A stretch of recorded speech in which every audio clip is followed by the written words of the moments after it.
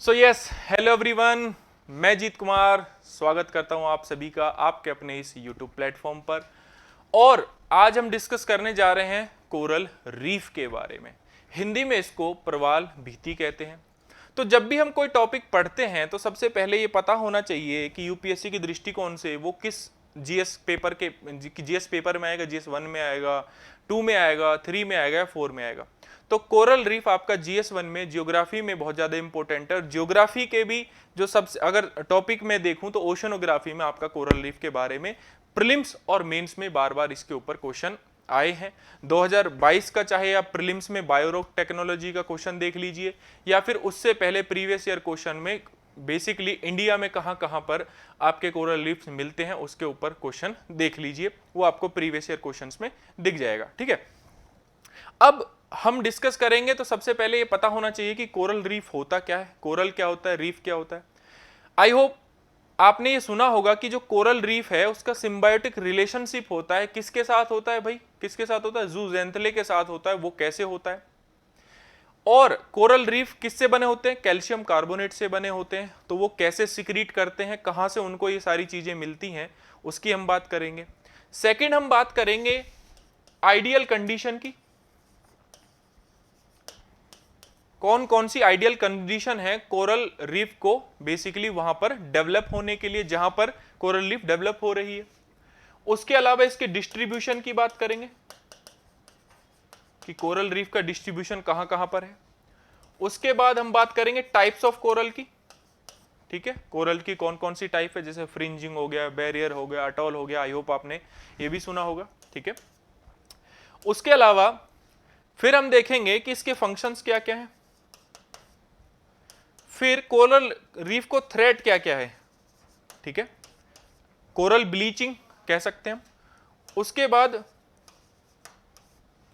Conservation के लिए जो संरक्षण के लिए गवर्नमेंट ऑफ इंडिया ने इसके लिए जो स्टेप उठाए हैं उसकी बात हम करेंगे। और कुछ प्रीवियस ईयर के क्वेश्चंस आप इस कोरल रीफ के बेस पर आराम से सॉल्व कर सकते हैं, जो भी प्रीवियस ईयर में पूछा गया है, मेंस का हो वो क्वेश्चन चाहे वो प्रीलिम्स का हो। ठीक है, चलिए बारी बारी शुरू करते हैं।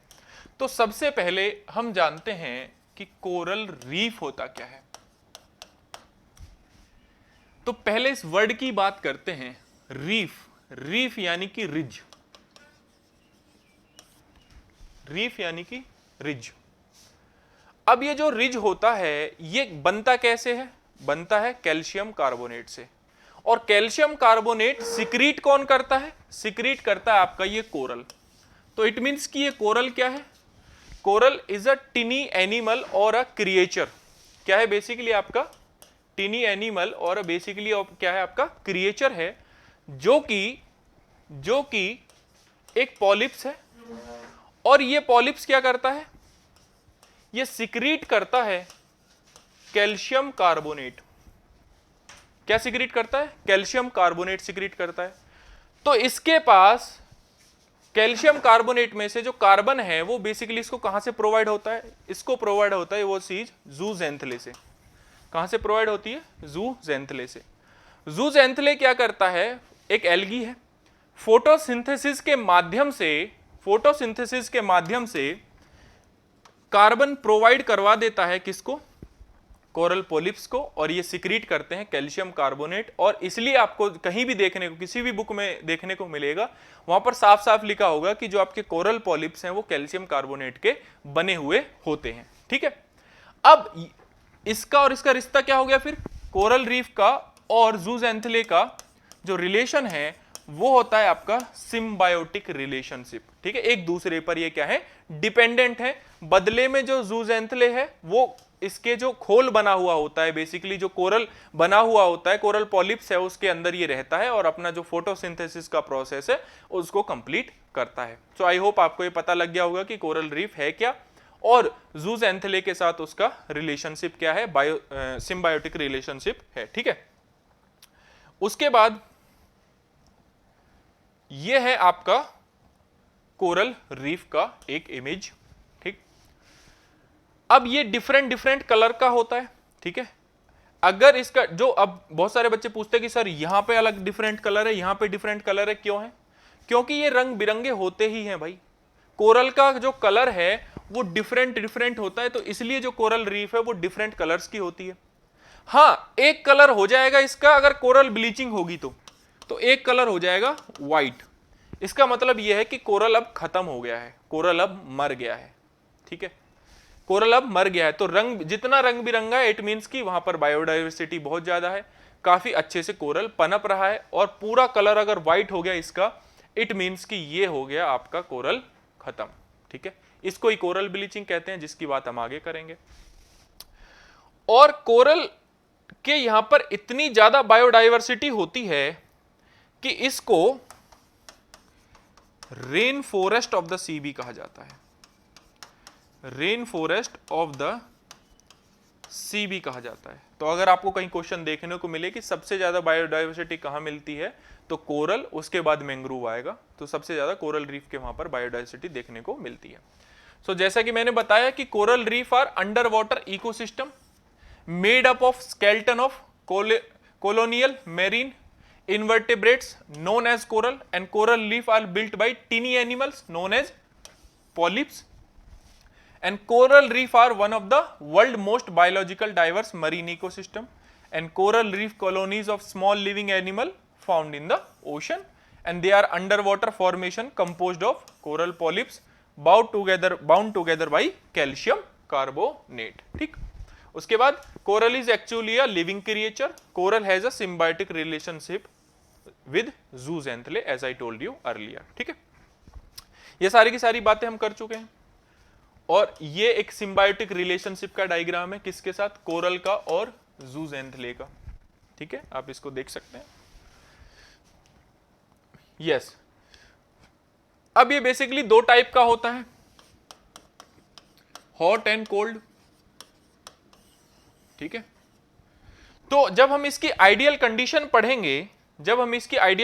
पढ़ेंगे, तो हम देखेंगे कि जो ज्यादातर जो कोरल हैं वो आपका कितने से कितने डिग्री टेम्परेचर के बीच, 20 से 22 डिग्री टेम्परेचर के बीच क्या होते हैं, डेवलप होते हैं अच्छे तरीके से।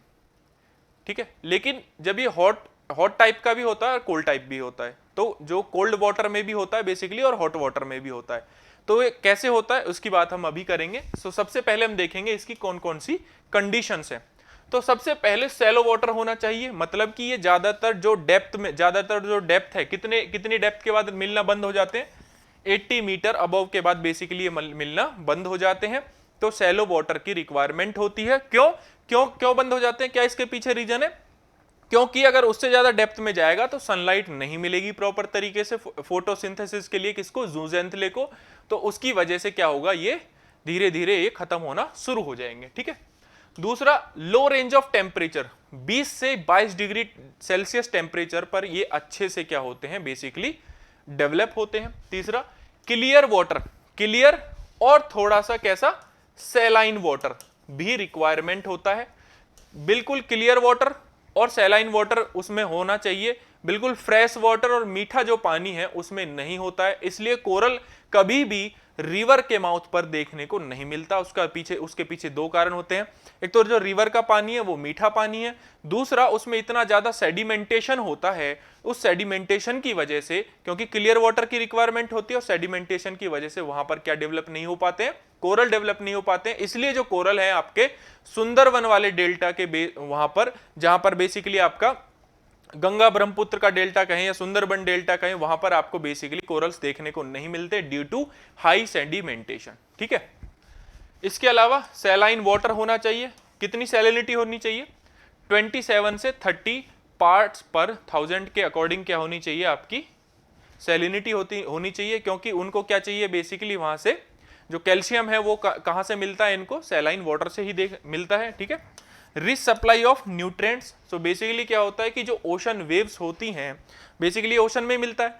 अब ओशन वेव क्या करती है कि न्यूट्रिएंट को एक प्लेस से दूसरे प्लेस पर शिफ्ट करती रहती है जब वेव्स चलती हैं, तो ocean wave provide a continuous source of rich nutrient, और दैट्स वाई ये बेसिकली कहां पर मिलते हैं, आपके सी वाटर में मिलते हैं। ठीक है, ये इनकी आइडियल कंडीशन है। लेकिन एक केस हमारे पास ऐसा भी है जहां पर ये कोल्ड वाटर में मिले हैं हमें और डेवलप भी हुए हैं, और वो केस कौन सा है, वो केस कौन सा है? Rost reef off the coast of Norway is the world largest cold water coral reef. लेकिन आप कहेंगे सर अभी तो आपने ऐसा कहा कि ये तो बेसिकली इसके लिए 20 से 22 डिग्री का जो टेम्परेचर है वो होना चाहिए, उसका रीजन तो टेम्परेट रीजन है और रीजन में भी बेसिकली वहां पर ठंड है, तो वो कोल्ड वाटर में बेसिकली जनरेट कैसे हो गया, क्या वजह है उसके पीछे? ठीक है, तो यहां पर आप ये देख लीजिए और इसको स्टार कर लीजिए क्योंकि इंपॉर्टेंट है। Rost reef off the coast of Norway is the world largest cold water reef. क्या वजह है इसके पीछे? इसके पीछे वजह है ओशन करंट्स। अब आई होप आपको पता होगा कि based on the characteristic of the ocean current ये बेसिकली टू टाइप्स की होती है, cold current and hot current. Cold current को यहां पर बताया गया है आपके ब्लू कलर से और रेड से बताया गया है वार्म करंट को। तो नॉर्वियन वार्म करंट की वजह से, नॉर्वियन जो कैसी करंट है, पहली बात तो हॉट है या फिर वी कैन से वार्म है। जो वार्म करंट है, जो वहां का टेम्परेचर है, वो कोरल रीफ को डेवलप करने में मदद करता है। तो अगर आपसे कोई पूछे कि भैया आप हमें ये बताइए यहां पर कोल्ड वाटर में रोस्ट रीफ पर कोस्ट ऑफ नॉर्वे है जो, यहां पर रीफ या फिर कोरल जो रीफ है वो जनरेट क्यों हो रही है, तो आप इसका एक एग्जांपल दे सकते हैं कि इसलिए जनरेट हो रही है क्योंकि जो नॉर्वियन करंट है वो आपकी वार्म करंट है। तो वहां का जो टेम्परेचर कंडीशन है वो कोरल को डेवलप करने के लिए पर्याप्त होता है। ठीक है, चलिए आगे बढ़ते हैं। अब देखते हैं इसके टाइप्स। ठीक है, 3 टाइप होता है, फ्रिंजिंग रीफ, बैरियर रीफ और atoll. Fringing reef, barrier reef and atoll. अब फ्रिंजिंग रीफ कैसी किस टाइप की होती है कि मान लीजिए कोई आपका आइलैंड है, ठीक है, या फिर कोई आपका कोस्ट है, उससे सट के, बिल्कुल उससे सट के जब ये डेवलप होती है या बिल्कुल उससे अटैच होके डेवलप होती है कोरल रीफ, तो उसको कहते हैं फ्रिंजिंग रीफ। सेकंड है आपका बैरियर रीफ। बैरियर रीफ में क्या होता है कि या तो सी लेवल बढ़ जाए, ठीक है, या फिर इसी को दूसरे तरीके से कह सकते हैं कि जो आपका ये आइलैंड है ये सबमर्ज होना शुरू हो जाए या फिर बेसिकली नीचे जाना शुरू हो जाए या सी लेवल आपका बढ़ जाए। तब क्या होता है, आपकी जो कोरल रीफ बनती है वो बनती है आपकी बैरियर रीफ। ठीक है, कौन सी रीफ कहलाती है? बैरियर रीफ कहलाती है। अब इसमें देख रहे होंगे कि यहां पर कोरल रीफ बनी फिर ब्रेक आया, यहां पर कोरल रीफ बनी फिर ब्रेक आया, यहां पर कोरल रीफ डेवलप हुई फिर उसके बाद ब्रेक हो गई। क्यों? क्योंकि ये जो कोरल रीफ हैं ये अपने आप को ब्रेक कर लेती है इस वाले पोजीशन पर, इस वाली पोजीशन पर। तो मानव इसका फायदा कैसे उठाता है कि यहां से शिप लेकर चला जाता है, इस आइलैंड पर शिप लेकर जा सकते हैं आराम से। और ये ब्रेक क्यों करती है कोरल रीफ को? सबसे बड़ा क्वेश्चन मार्क तो यही है। ब्रेक इसलिए करती है ताकि इसके जो सैलाइन वाटर की रिक्वायरमेंट है, सैलिनिटी ऑफ जो वाटर में जो सैलिनिटी चाहिए उसकी रिक्वायरमेंट है, वो उसको लगातार पूरी होती रहे, उसका जो साइकिलिंग है उसको बार बार यहां से ये चीजें प्रोवाइड होती रहें। ठीक है, वेव्स के माध्यम से जो सैलाइन वाटर है वो यहां पर आता रहे, रेगुलेट होता रहे, इसलिए अपने आप को जानबूझकर ब्रेक करती हैं। और इस आइलैंड और इस कोरल रीफ के बीच का जो वाटर है वो कहलाता है लेगून। क्या कहलाता है? लेगून कहलाता है। अब तीसरे टाइप के में चलते हैं, एटॉल में। एटॉल में क्या होता है कि जो आपका आइलैंड है वो है वॉल्केनिक आइलैंड, और वॉल्केनिक आइलैंड धीरे धीरे धीरे धीरे आपका सी लेवल बढ़ने की वजह से ओवरऑल नीचे जा चुका है, पानी के नीचे जा चुका है, ठीक है, वाटर के नीचे जा चुका है, और आपके ऊपर क्या रह गई है? कोरल रीफ रह गई है, और उसके माध्यम से जो आइलैंड है वो आपको देखने को मिलता है। तो ये क्या होता है? आपका एटॉल होता है। हमारे पास इसका एग्जांपल है लक्षद्वीप, ठीक है। और बैरियर रीफ का भी एग्जांपल है हमारे पास, ग्रेट बैरियर रीफ आपने सुना होगा, ऑस्ट्रेलिया के नॉर्थ ईस्ट पार्ट में क्वींसलैंड आइलैंड के पास, ठीक है। ये सभी देखेंगे। फ्रिंजिंग रीफ, तो reef from near the continent and stay close to the coast line, ठीक है। Small shallow lagoon separate from these reef the coast line, they are the most common among all coral. तो सबसे ज्यादा common है कौन सा है coral में? आपका फ्रिंजिंग है। और एग्जाम्पल क्या है हमारे पास? Andaman and Nicobar, gulf of Kutch, Mannar and Palk bay, तो ये क्या है, एग्जाम्पल है हमारे पास फ्रिंजिंग रीफ के।